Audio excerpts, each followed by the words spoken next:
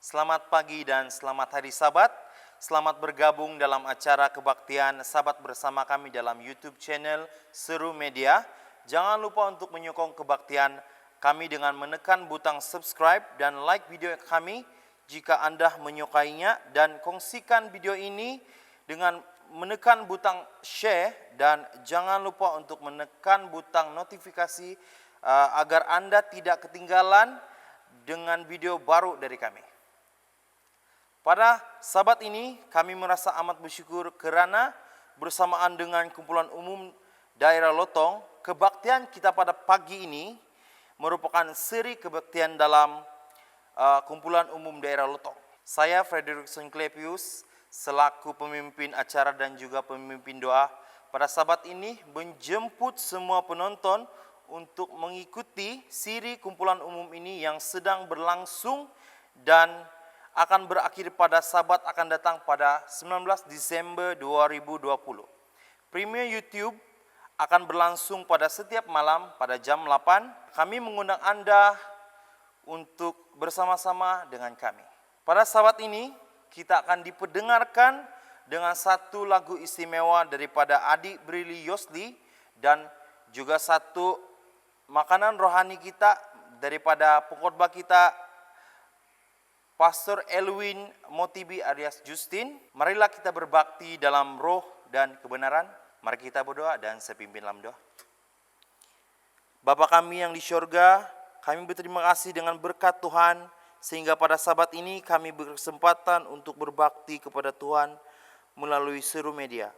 Berkatilah perbaktian kami, berkatilah pembicara kami, berkatilah para penonton dan juga berkatilah jaringan internet agar kami dapat mendengarkan kebaktian kami pada hari ini dengan lancar dan sesuai menurut kehendak Tuhan.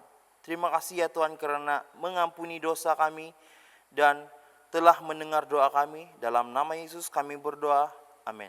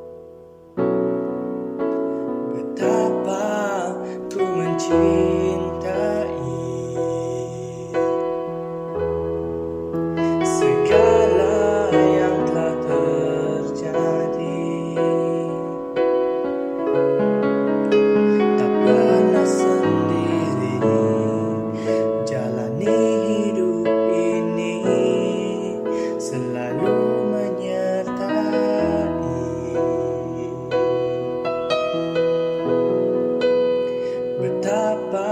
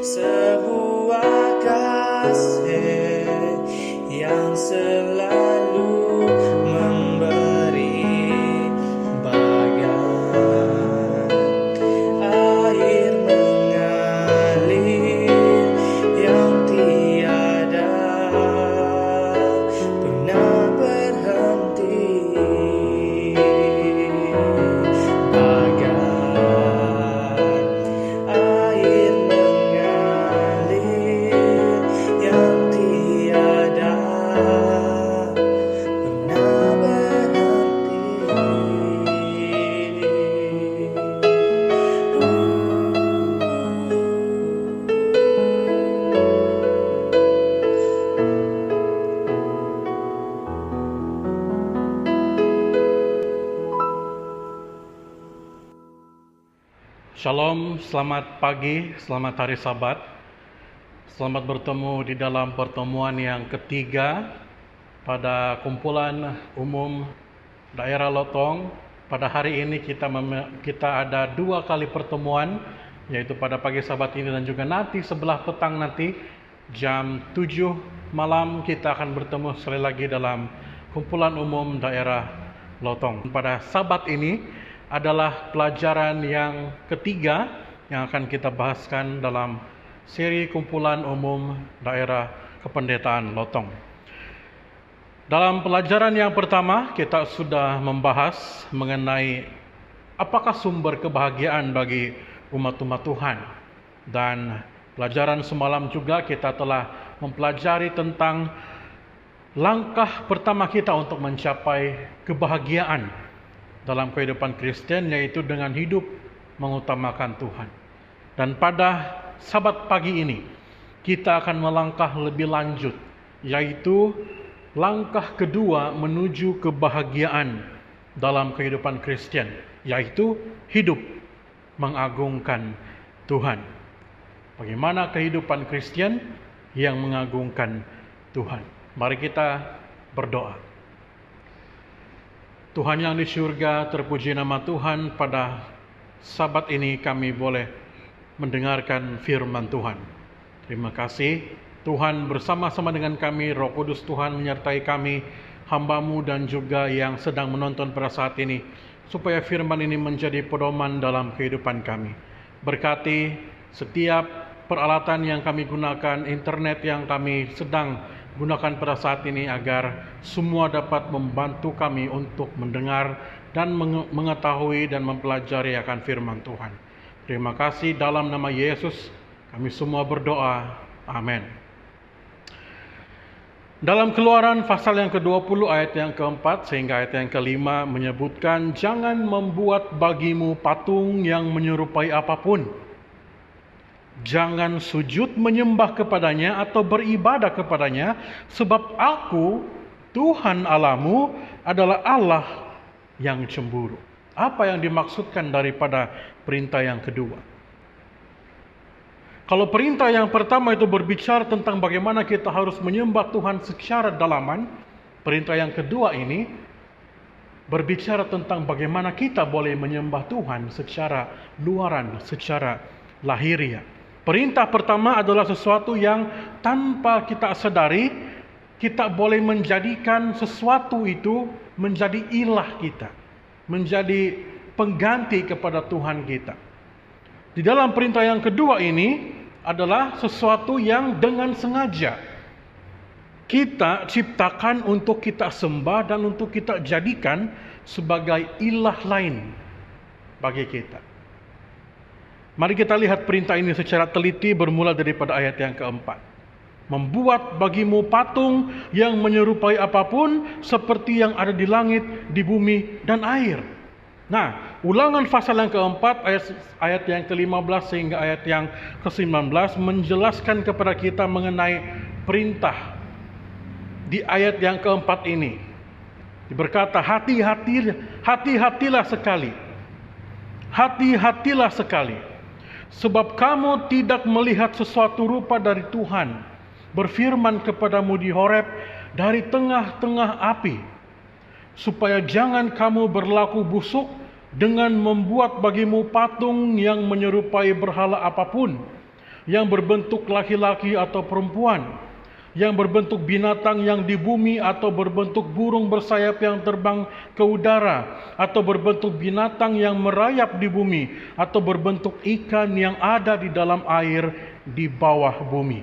Dan juga supaya engkau jangan mengarahkan matamu ke langit, sehingga apabila engkau melihat matahari, bulan, dan bintang, segenap tentera langit, engkau disesatkan untuk sujud menyembah dan beribadah kepada sekaliannya itu, yang justru diberikan Tuhan Allahmu kepada segala bangsa di seluruh kolong langit sebagai bagian mereka. Dan di ayat yang ke-5 menyatakan, setelah kita membuat, lalu sujud menyembah dan beribadah kepadanya. Nah, perintah ini melarang kita untuk menciptakan sesuatu benda dalam bentuk apapun juga dan kemudian menyembahnya dan menjadikannya sebagai atau seperti menyamai Tuhan. Bermaksud kita dilarang beribadah kepada Allah yang benar dengan menggunakan patung-patung yang menyerupainya.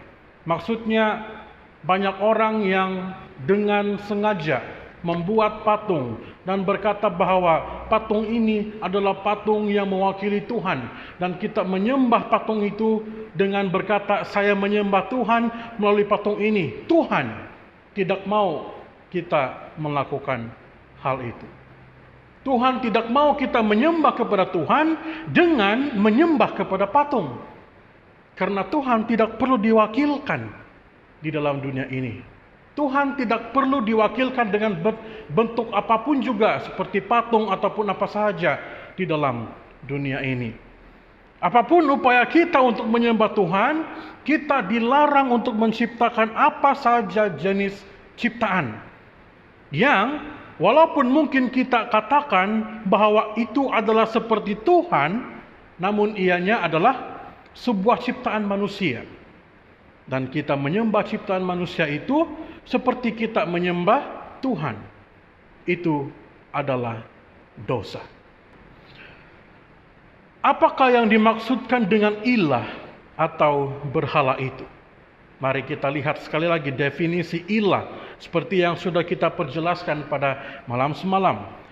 Ilah itu adalah apa saja atau siapa sahaja yang kita cintai, kita kasihi, kita hormati, dan kita layani, yang membuat kita bergantung kepadanya lebih daripada cinta kita, kasih kita, hormat, dan pelayanan kita yang seharusnya hanya kepada Tuhan saja. Maka kita telah menjadikannya sebagai berhala atau ilah dalam bentuk apapun dan terbuat daripada bahan apapun. Itulah ilah.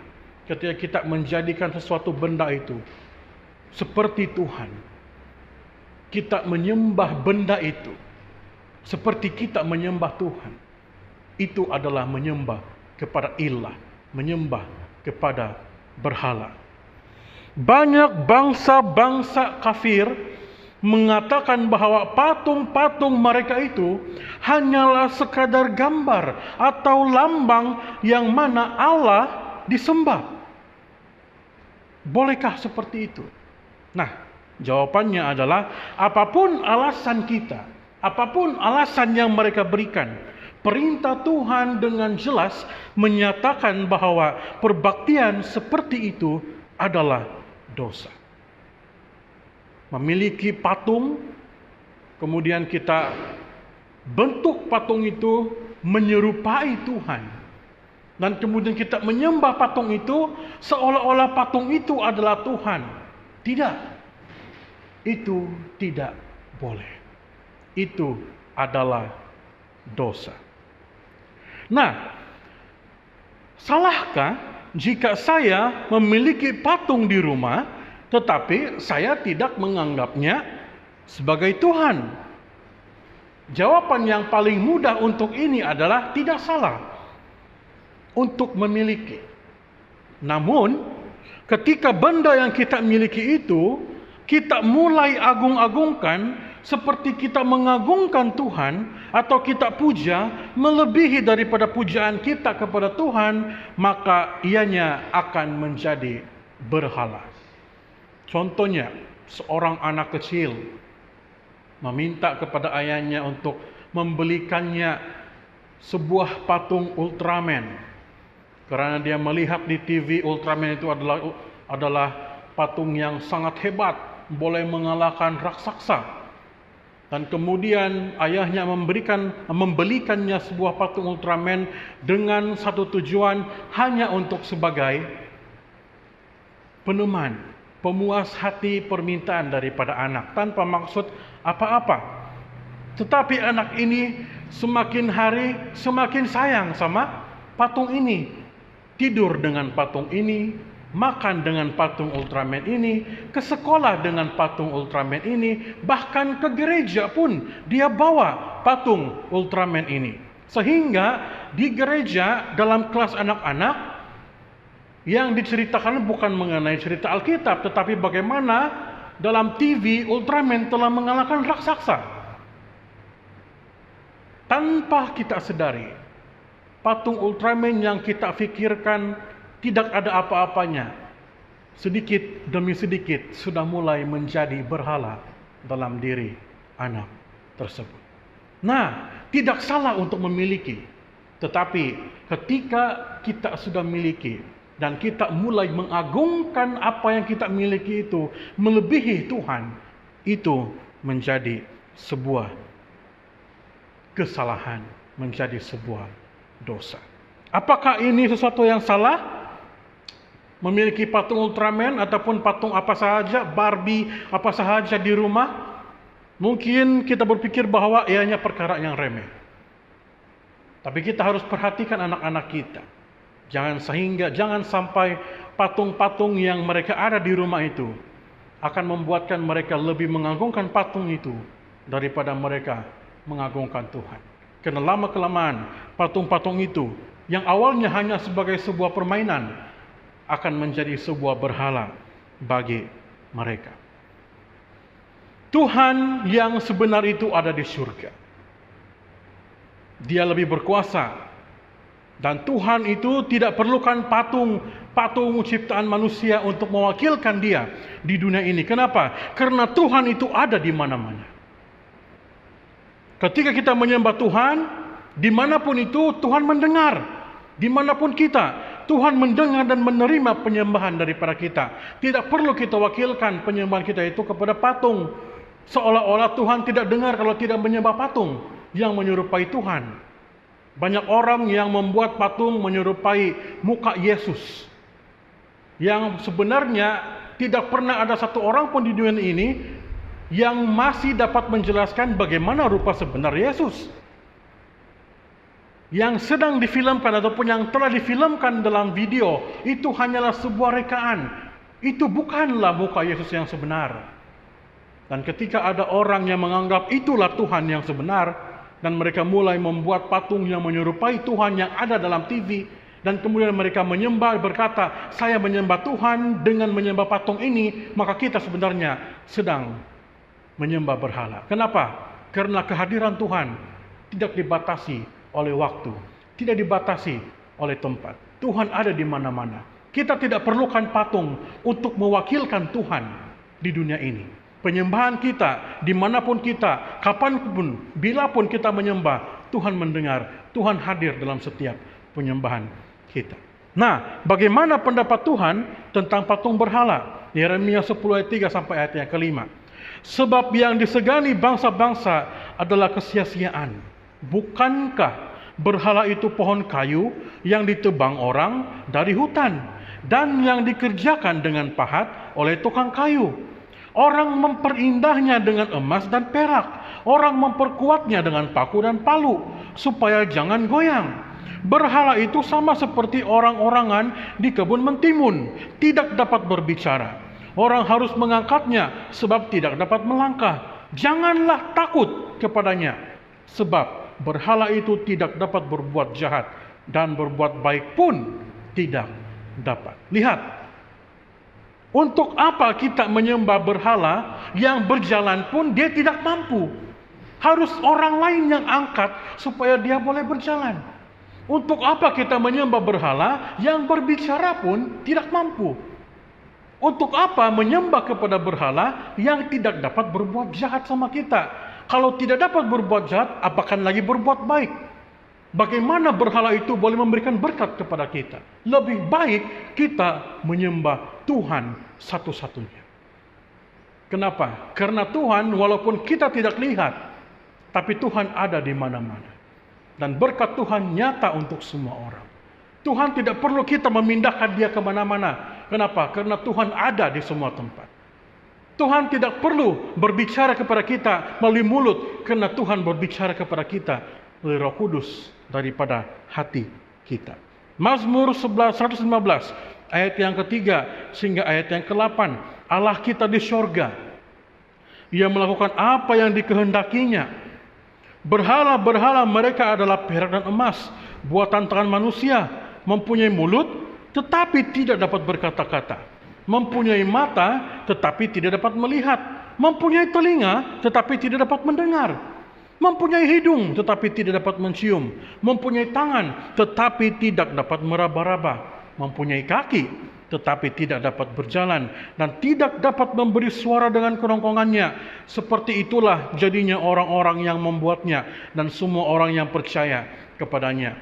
Secara kesimpulannya, berhala yang dicipta oleh orang-orang yang menganggap itu adalah Tuhan adalah berhala yang mati. Dibuatnya mata tapi tidak dapat melihat. Dibuatnya ada telinga tapi tidak dapat mendengar. Dibuatnya ada kaki, bahkan kadang-kadang beribu dia punya kaki tapi tidak boleh bergerak. Dibuat tangan yang bermacam-macam tangannya pun tidak dapat meraba-raba. Sia-sia menyembah berhala. Lebih baik kita menyembah Tuhan. Kita berdoa kepada patung, memohon supaya kita diberikan kesehatan. Dia sendiri tidak boleh berjalan. Bagaimana boleh berikan kesehatan kepada kita? Lebih baik kita berdoa kepada Tuhan di surga. Tuhan yang hidup, yang mampu memberikan kita apa yang kita inginkan sesuai menurut kehendaknya. Kenapa Tuhan membenci orang-orang yang menyembah patung? Ingat pelajaran semalam.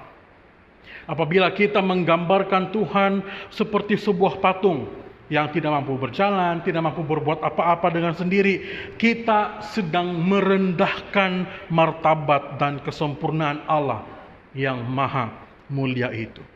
Usaha menggambarkan pribadi yang kekal itu melalui benda-benda materi akan merendahkan pemikiran manusia tentang Allah. Pikiran manusia boleh saja dipalingkan daripada kesempurnaan Tuhan. Kita menganggap Tuhan itu dibatasi oleh waktu, oleh tempat, sehingga kita mulai mencipta berhala. Tapi ternyata kita sedang menyatakan kepada diri kita, kita menyangkali kesempurnaan Tuhan dengan membuat berhala. Allah tidak pernah berbagi kemuliaannya dengan makhluk lain.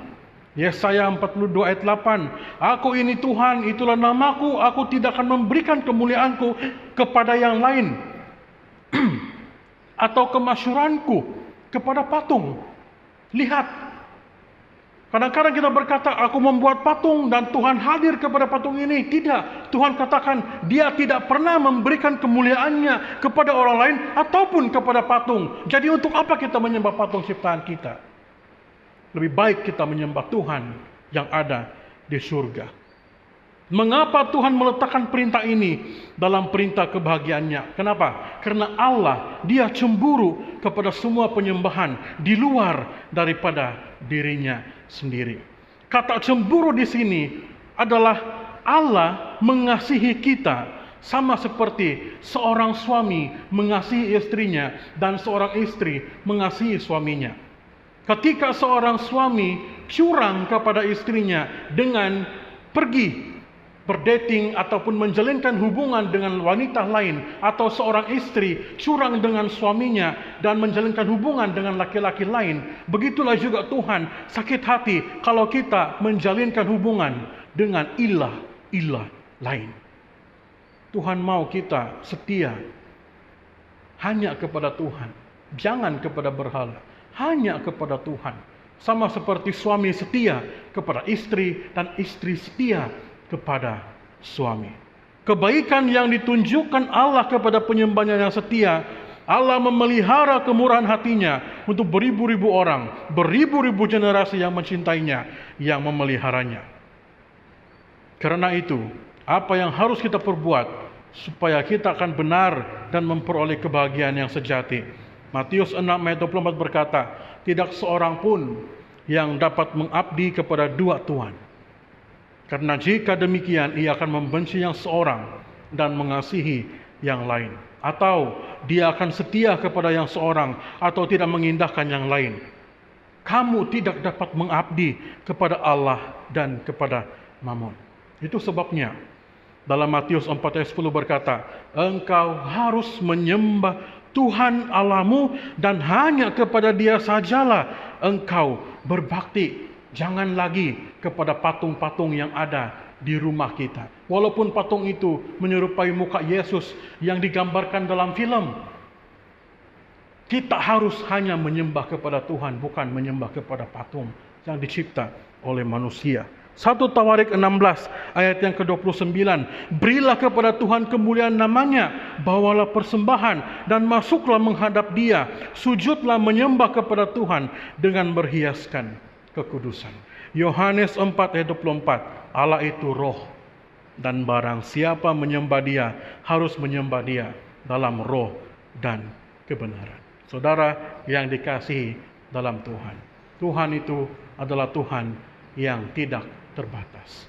Tuhan tidak perlukan kita membuat baginya patung supaya kita boleh menyembah Dia. Tanpa patung pun, tanpa kita merasa melihat kehadiran Tuhan, ketika kita menyembah Tuhan, Tuhan hadir bersama-sama dengan kita. Tuhan mendengar setiap doa dan penyembahan daripada kita. Mari kita sebagai umat Kristen, sebagai umat Tuhan, hidup mengagungkan Tuhan dengan tidak membuat patung atau tidak menyembah berhala. Hidup mengagungkan Tuhan satu-satunya dalam kehidupan kita sebagai umat Tuhan. Mari kita sampaikan penyembahan kita kepada Tuhan tanpa bergantung kepada patung-patung ciptaan ataupun berhala-berhala yang ada di sekitar kita. Karena Tuhan ada di mana-mana. Ketika kita berdoa, saat ini juga tanpa ada patung di depan kita, Tuhan ada di sebelah kita. Mari kita hidup sebagai Kristen yang mengagungkan Tuhan. Mari kita berdoa. Tuhan kami yang di surga, terima kasih pada sabat ini kami telah mempelajari bagaimana seorang Kristen harus hidup mengagungkan Tuhan dalam kehidupan kami, sehingga kami boleh mendapatkan kebahagiaan. Terima kasih ya Tuhan, karena Tuhanlah Tuhan kami yang layak disembah, yang tidak terbatas kuasanya. Kami mau menyembah Tuhan satu-satunya dalam hidup kami. Terima kasih ya Tuhan, Engkau menerima doa kami. Dalam nama Yesus kami berdoa. Amin.